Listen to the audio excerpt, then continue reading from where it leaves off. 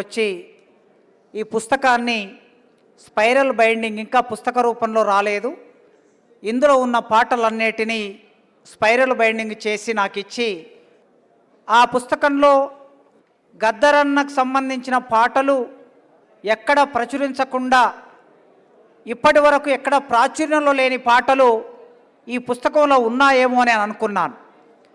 తర్వాత ఇంటికి వెళ్ళి ఆ స్పైరల్ బైండింగ్ తీసి చూస్తే ఈ పుస్తకంలో చాలా పాపులర్ అయిన పాటలు, ఆయన దాదాపు 40 ఏళ్ల కిందట రాసిన పాటలతో సహా కొత్త పాటలను కూడా యాడ్ చేసి సిరిమల్లె అనే పేరు మీద ఈ పుస్తకాన్ని గద్దర్ ఫౌండేషన్ మన ముందుకు తీసుకొచ్చింది. గద్దర్ పాటల గురించి మాట్లాడమంటే ఒక పెద్ద చారిత్రక కావ్యం గురించి మాట్లాడటమే. ఈ పుస్తకానికి ముందు మాట రాసిన కె శ్రీనివాస్ గారు ఆంధ్రజ్యోతి మాజీ ఎడిటర్. సరైంది కాకపోవచ్చు, ఎందుకంటే ఆయన పాట కోట్ల మంది ప్రజలతో సంభాషిస్తూ ఉంటుంది కనుక దానికి నేను కొత్త రాజకీయ సామాజిక నేపథ్యాన్ని 4 మాటల్ని మీ ముందు ఉంచుతాను అని శ్రీనివాస్ గారు రాశారు. కనుక నేను కూడా ఇప్పుడు ఈ పాటలకు సంబంధించి ఇంత పాపులర్ పాటలు, పైగా గద్దరన్నతో పాటు 40 ఏళ్ళు ప్రయాణం చేసి రూపం ఇచ్చినటువంటి సంజీవన్న మన ముందు ఆయన పాటలన్నిటినీ పాడి వినిపించాడు. ఏపూరి సోమన్న గద్దర్ స్టైల్ను కొనసాగించే వాళ్ళు ఎవరైనా ఉన్నారా అని తెలుగు నేల మీద వెతికితే మనకు ఏపూరి సోమన్న కనిపిస్తాడు, అలాంటి ఒక స్టైల్ని కొనసాగించి. కనుక ఏపూరి సోమన్న పాడాడు, సంజీవన్న పాడాడు. అంతకన్నా ముందు సాంస్కృతిక శాఖకు సంబంధించిన కళాకారులందరూ ఆ పాటలను వినిపించారు. ఇందులో ఉన్న చాలా పాటలు మీ అందరికీ తెలిసినవి, చాలా పాపులర్ అయిన పాటలే. ముఖ్యంగా మనందరికీ బాగా తెలిసిన ఈ పాటలకి పుస్తకానికి పేరు పెట్టారు కదా, ఈ పేరు సిరిమల్లె. సిరిమల్లె చెట్టు కింద లచ్చుమమ్మ అనే పాట. నిజానికి ఆ పాట ఒక కావ్యగానం లాంటిది. మేము తెలుగు సాహిత్యంలో చెప్తూ ఉంటాము, ఒక కావ్యాన్ని విశ్లేషించడానికి ఆ కావ్యానికి ఉన్న నిర్మాణం ఏమిటి, ఆ కావ్యానికి ఉన్న ఇతివృత్తం ఏమిటి, దానికి ఉన్న శిల్పం ఏమిటి అని వివరంగా క్లాసులలో పాఠం చెప్తూ ఉంటాం. అట్లా చూసినప్పుడు గద్దరన్న రాసిన ప్రతి పాట ఒక కావ్యగానం లాగా ఉంటూ ఉంది. ఒక కావ్యం అంటే ఒక మహాకావ్యం. శ్రీశ్రీ అన్నాడు, మహాభారతం అనేది 18 పర్వాలు. 18 పర్వాలు ఉన్న మహాభారతం 1000 పేజీల్లో ఉంటుంది. కానీ కమ్యూనిస్టు మేనిఫెస్టో 18 పేజీల్లో ఉంటుంది. ఈనాటి కమ్యూనిస్టు మేనిఫెస్టోనే ఈ తరానికి ఇది ఒక మహాకావ్యం అని ఆయన ఒక సందర్భంలో చెప్పాడు శ్రీశ్రీ. కనుక గద్దరు పాట ఒక్కొక్క పాట అది ప్రజల మేనిఫెస్టో. ఆ ప్రజల మేనిఫెస్టో లాగా మన ముందుకు వస్తుంది. వచ్చినప్పుడు ఆ పాటల్లో వాడే భాష కానీ, ఆయన తీసుకున్న ఇతివృత్తం కానీ, ఆయన చెప్పే పద్ధతి కానీ ఎట్లా ఉంటుందంటే ఆ ప్రజలకి కమ్యూనికేట్ అవుతుందా లేదా అని ఆయన మొదలు చూసుకుంటాడు. చూసుకున్న తర్వాత దానికి కావలసిన పదాలను ఎంపిక చేసుకుంటాడు, దానికి కావలసిన భాషను ఎంపిక చేసుకుంటాడు, దానికి కావలసిన ఒక జానపద అప్పటికే ప్రజల్లో చాలా ప్రాచుర్యంలో ఉన్నటువంటి ఒక బాణిని ఎంపిక చేసుకుంటాడు. ఇతివృత్తం చెప్పాలనుకున్న రూపాలు. అందుకోసమే ఈ రెండింటిని జాగ్రత్తగా ఎంపిక చేసుకొని ఆయన పాటని ప్రజల్లోకి తీసుకెళ్లటం అనేది 50 సంవత్సరాల కాలంలో మనం చూసాం. మనందరికీ తెలుసు, గ్రామాల్లో నుంచి వచ్చినటువంటి వాళ్ళం మనం.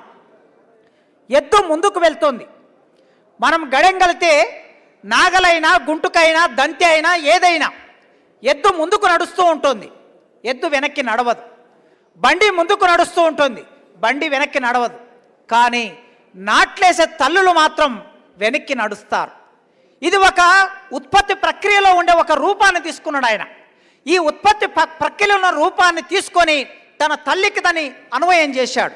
అన్వయం చేసి దానికి తగినటువంటి భాషనే ఉండాలి గనక ఆయన పేర్కొన్నటువంటి ఆ పాటలో ఎద్దోల వెనుకకు ఒక్కొక్క అడిగేసి నాట్లేసి నాట్లేసి లచ్చుమమ్మో నీ నడుములే ఇరిగిన లచ్చుమమ్మో అన్నాడు. అసలుకు నిజానికి ఎద్దోల వెనుకకు ఒక్కొక్క అడిగేసి అనే రూపకం, సాహిత్యంలో రూపకానికి చాలా ప్రాధాన్యత ఉంటుంది. మెటఫర్ అంటారు దీని ఇంగ్లీష్లో. ఈ రూపకం అనేది ఆయన ఎట్లా క్రియేట్ చేశాడు అంటే, నాట్లేసేటప్పుడు ఆ తల్లులు ఏ విధంగా అయితే వెనక్కి నడుస్తారో వెనక్కి నడవటం, ఎద్దు ఒకవేళ ముందుకు నాగలి పోయినప్పుడు మనం ఏమైనా వెనక్కి ఆ నాగలి కొడుతూ ఉన్నప్పుడు ఒక రాయి తగులుతుంది. రాయి తగిలి కర్రు పాడవుతుంది, నాగలి ఇరిగిపోతుంది కనుక రైతు ఏం చేస్తాడంటే వెంటనే దాని పగ్గాలు బట్టి ఆపేస్తాడు. పగ్గాలు బట్టి ఆపేసిన తర్వాత వెనక్కి లాగుతాడు ఎద్దును. కానీ ఎద్దు వెనక్కి రాదు, చాలా కష్టం. ఒక 2 అడుగులో 3 అడుగులో వెనక్కి వేస్తే అప్పుడు నాగల్ని, ఆ రాయిలో ఇరుకబడినటువంటి నాగల్ని బయటికి తీసి మళ్ళీ రైతు ముందుకు తీసుకెళ్తాడు. ఆ విధంగా ఒక ఎద్దు ఎట్లయితే వెనక్కి అడుగేస్తే ఎంత కష్టంగా ఉంటుందో అట్లాంటి ఒక మెటఫర్ను తీసుకొని, ఒక రూపకాన్ని తీసుకొని ఎద్దోల వెనకకు ఒక్కొక్క అడిగేసి నాట్లేసి లచ్చుమమ్మో నీ నడుములే ఇరిగిన లచ్చుమమ్మో. ఈ లచ్చుమమ్మ ఇంత కష్టపడితే ఆమె జీవితంలోకి శివరాత్రి వస్తుంది. శివరాత్రి అనేది మనిషి జీవితంలో సంవత్సరంలో 1 రోజు ఉపవాసం ఉంటారు. కానీ ఈ లచ్చుమమ్మ, ఉత్పత్తి చేసిన ఈ లచ్చుమమ్మ, నాట్లేసిన లచ్చుమమ్మ, కోత కోసిన లచ్చుమమ్మ, కుప్పగొట్టిన లచ్చుమమ్మ, మోత మోసిన లచ్చుమమ్మకి చివరికి మిగిలేది ఏమిటంటే బ్రతుకంత శివరాత్రే, బ్రతుకంత అమావాస్యే. కనుక అలాంటి జీవితం ఉన్న లచ్చుమమ్మ మరి ఏం చేయాలి? గద్దర్ పాటల్లో ఉండే ఒక గొప్పతనం ఏమిటంటే చాలామంది పాటలు రాస్తారు, పాటల్లో జీవితాన్ని అద్భుతంగా ఆవిష్కరిస్తారు. అట్లా ఆవిష్కరించిన వాళ్ళు ఎందరో ఉన్నారు. కానీ గద్దర్ అన్న లాజికల్ ఎండ్ ఇస్తాడు.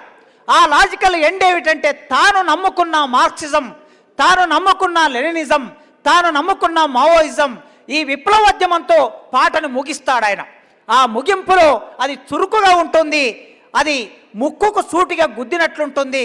గద్దరన్న పాటల్లో తిప్పి తిప్పి చెప్పడం అనేది ఉండదు. కనుక ఈ బాధలు పోవాలంటే లచ్చుమమ్మ నీవేం చెయ్యాలి?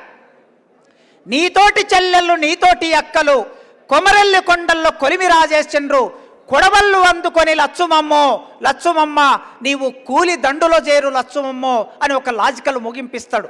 ఆ పాట ఇందులో మళ్ళీ తిరిగి ముద్రించారు. ఆ పాట జనాట్య మండలి పాటల పుస్తకంలో మనం అందరం ఎప్పుడో 30 ఏళ్ల కిందట 40 ఏళ్ల కిందట విన్నాం. అది ఇప్పుడు ఈ పుస్తకానికి పతాక గీతంగా ఉన్నది. ఇక ఈ పుస్తకంలో ఉన్నటువంటి మరో పాట ఇంతకుముందే సాంస్కృతిక సారథి కళాకారులు పాడారు. ఆ పాట మూలం కొండపల్లి సీతారామయ్య గారు పీపుల్స్ వార్ పార్టీ రూపొందించినప్పుడు ఆయన వ్యవసాయిక విప్లవం కార్యక్రమం. అయితే ఈ కార్యక్రమాన్ని గద్దర్ చదివిన తర్వాత ఇంత మంచి పుస్తకం, ఇంత మంచి విషయాన్ని ప్రజల్లోకి ఎలా తీసుకెళ్ళాలి? ఎంతమంది చదువుకుంటారు విప్లవ ప్రజలు, చదువురాని ప్రజలు, విప్లవ ప్రజలు. చదువురాని విప్లవ ప్రజలకి ఈ సమాచారాన్ని, సందేశాన్ని తీసుకెళ్లాలంటే పాటనే దానికి రూపం గనక ఒక అద్భుతంగా భారతదేశ ఆర్థిక వ్యవస్థని ఎకనామిక్స్ చెప్పినట్లు, ఒక ఆడమ్ స్మిత్ చెప్పినట్లు, ఒక కార్ల్ మార్క్స్ చెప్పినట్లు భారతదేశ ఆర్థిక వ్యవస్థని మొత్తం 78 చరణాలు ఉంటుంది ఆ పాట. మీ అందరికీ తెలుసు, భారతదేశం భాగ్యసీమరా, ఖనిజ సంపదకు కుదవలేదురా, బంగారు పంటలు భూములున్నవి, చావు ఎరగని జీవనదులురా, అంగట్లోన అన్ని ఉన్నను అల్లున్నోట్లో శని ఉన్నట్లు, ఈ సకల సంపదలు గల్ల దేశమున దరిద్రం ఎట్లుందో నాయన అన్నాడు. ఇక్కడి వరకు వ్యవస్థను మొత్తం చెప్పి ఈ దేశాన్ని ఎవరు పరిపాలిస్తున్నారు? పెట్టుబడిదారులు పరిపాలిస్తున్నారు. పెట్టుబడిదారుల సహాయంతో, సపోర్ట్తో దేశ నాయకులు పరిపాలిస్తున్నారు. అది వ్యవసాయిక విప్లవం పుస్తకంలో ఉన్నది. అందుకే టాటా బిర్లా నల్ల డబ్బుతో ఢిల్లీకెక్కిన ప్రధానమంత్రి ఆనాడు రాజీవ్ గాంధీ అని రాశాడు. ఆ పాట వచ్చే నాటికి రాజీవ్ గాంధీ ప్రధానమంత్రి.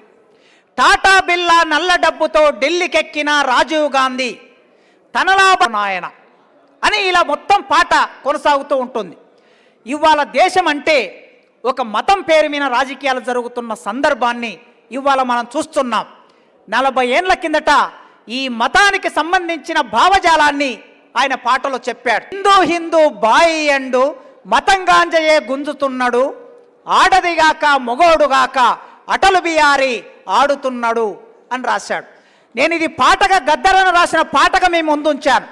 దయచేసి యూట్యూబ్ ఛానల్స్ వాళ్ళు దీన్ని ఎడిట్ చేయవలసిందిగా కోరుతున్నా. ఎందుకంటే మనం చెప్పిన ప్రధానమైన విషయం పక్కకెళ్ళిపోయి కొసరు విషయాన్ని పట్టుకొని వివాదం చేస్తారు కనుక దయచేసి దీన్ని ఎడిట్ చేయాలని కోరుతున్నా. గద్దరన్న రాసిన పాట గనక ఉన్నదున్నట్లు మీ ముందుంచాను. ఈ పాట కూడా ఈ పుస్తకంలో ఉన్నది.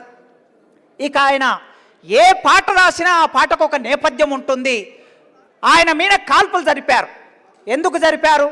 ఈ గద్దర్ ఫౌండేషన్లో ప్రముఖంగా పనిచేస్తున్నటువంటి మల్లారెడ్డి, సామ మల్లారెడ్డి భువనగిరిలో తెలంగాణ సభ పెట్టాడు. 1997 మార్చి 8 తారీఖులలో 97. అప్పటికి ఇవాళ తెలంగాణ పేరు మీద రాజ్యమేలుతున్న ఎవరికి తెలంగాణ సోయి లేని రోజుల్లో సామ మల్లారెడ్డి, ఇన్నారెడ్డి, కొద్దిమంది పెద్దలు కలిసి అక్కడ సభ పెట్టారు. ఆ సభకి గద్దర్ వెళ్ళాడు. గద్దర్ ఆ సభకు వెళ్ళినప్పుడు ఇంతకుముందు ఏమైనా సమాచారం అంతా సేకరించుకొని ఆ సమాచారాన్ని పాట రూపంలో ఆవిష్కరించి ఆ స్టేజ్ మీద ఆ పాట పాడాడు. పాట పాడిన తర్వాత గద్దరన్న పాటకున్న బలమేమిటో పాలకులకి చాలా బాగా తెలుసు. ఆనాడు ఈ రాష్ట్ర ముఖ్యమంత్రి చంద్రబాబు నాయుడు గద్దరన్న 97 మార్చిలో ఆ పాట పాడి ఇంటికి వచ్చాడు. తిరక్క ముందే కాల్పులు జరిగాయి. కారణం ఏమిటి? తెలంగాణ ఉద్యమంలోకి గద్దర్ వస్తే ఆ ఉద్యమం రాజుకుంటుంది, తెలంగాణ అంతా మండుతుందని భయపడిన చంద్రబాబు నాయుడు గద్దరను చంపాలనుకున్నాడు. ఆయన శరీరంలోకి తూటాలు వెళ్ళాయి. కొన్ని తూటాలు అయితే తీయగలిగారు, కొన్ని తూటాలు మిగిలిపోయాయి. ఢిల్లీలో ఎయిమ్స్లో చూయించుకొని తిరిగి ఇక్కడికి వస్తున్నప్పుడు రాసుకున్న పాట నన్నుగన్న తల్లులారా తెలంగాణ పల్లెలారా అనే పాట ఇందులో ఉన్నది. మీ పాటనై వస్తున్నానమ్మో, మీ నాట్లల్లో, మీ ఆటల్లో, మీ పాటల్లో, మీ కోతల్లో మీ పదాలు ఏరుకొని ఆ పాట పాడు. ఆ పాట 97లో ఆయన మీద కాల్పులు జరిగిన తర్వాత ఆ పాట వచ్చింది.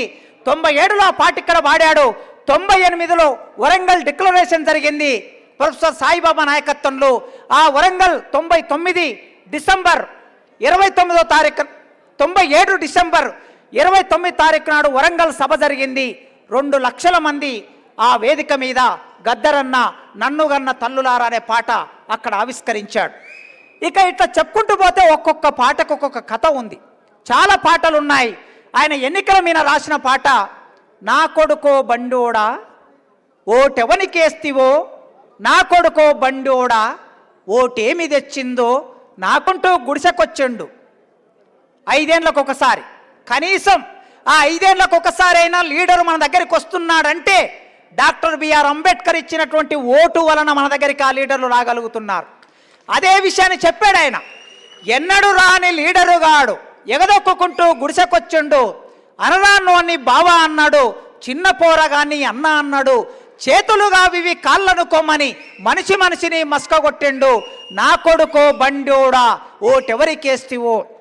అన్నదమ్ముల ఇద్దరి మధ్య కొట్లాట, మిత్రులు గల్లబట్టుకొని గుద్దుకున్నారు, నా కొడుకో బండోడా ఓటెవనికేస్తివో.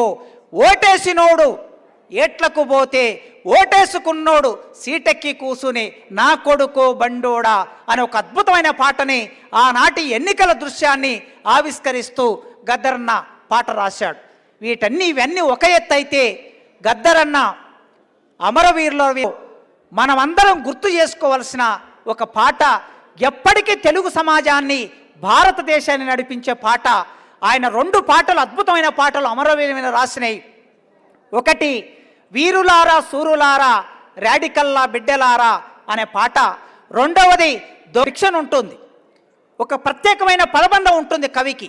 ఆ ప్రత్యేకమైన పదబంధాన్ని గద్దరన్న వినే వాళ్ళందరూ ఆత్మకంగా ఆ పాటని రాశాడు. ఓ బిడ్డలారా మీరు చనిపోయారు, మీరు చనిపోతే పొయ్యి మీద కుండెక్కలేదు, మా ఇంటి ముందల మేము తిండి తినాలంటే పొయ్యి మీద కుండెక్కలేదు, బాలెంత పాలు ఇవ్వలేదు, అంబా అంటూ లేగలరువలే మా బిడ్డలారా. ఆ బిడ్డల తల్లి నుంచి పాలు తాగే బిడ్డ కూడా పాలు వద్దన్నది. అక్కడ వీళ్ళు కోసేటప్పుడు మోపులెత్తి మోసేటప్పుడు మా కళ్ళల్లో తిరుగుతున్నారు మా బిడ్డలారా, మా కాళ్ళల్లో మెదులుతున్నారు. 10 పాటలు చాలా పాపులర్ పాటలు. మిగతా గద్దరన్న 2000 సంవత్సరం తర్వాత 97, 98 కాలంలో 99లో అనుకుంటా ఆదిరెడ్డి సంతోష్ రెడ్డి ఎన్కౌంటర్ అయిన కాలంలో గద్దరన్న అమరవీరుల మీద పాట రాయొద్దని ఒక నిబంధన ఆనాడు. కానీ వాళ్ళు ఎన్కౌంటర్ అయ్యే చనిపోయారు. చనిపోయినప్పుడు నేరుగా వాళ్ళ పేర్ల మీద పాట రాయ సూర్యనారాయణో, ఆ చుక్కల్లో మొలిసేటి చుక్క పేరేందో సూర్యనారాయణ అనే ఒక ధ్వనిపరమైన పాటను రాసి ఆనాటి ఆ అమరవీరులకి నివాళి అర్పించాడు. చెత్తకుండి మీద పాట రాసిన మొట్టమొదటి కవి ప్రపంచ సాహిత్యంలో గద్దరు మాత్రమే. చెత్తకుండి మీద, చీపురు కట్ట మీద, చెప్పుల మీద ఆయన పాట రాసి ఈ తెలుగు సాహిత్యాన్ని సుసంపన్నం చేసిన గద్దరన్న ఈ యుగకర్త. 1876 నుంచి సాహిత్యం రాసిన గురజాడ అప్పారావు ఆ కాలానికి ఆధునిక యుగకర్త. 1930 నుంచి కవిత్వం రాసిన శ్రీశ్రీ ఆ కాలానికి యుగకర్త. 1970 నుంచి సాహిత్యం రాసిన గద్దరన్న ఈ కాలానికి యుగకర్త. తెలుగు సాహిత్య యుగకర్త గద్దరన్నకి నివాళి అర్పిస్తూ ఈ పుస్తకం మీద మాట్లాడే అవకాశం నాకు ఇచ్చినటువంటి గద్దర్ ఫౌండేషన్కి నేను విప్లవాభివందనాలు తెలియజేస్తూ ముగిస్తున్నాను.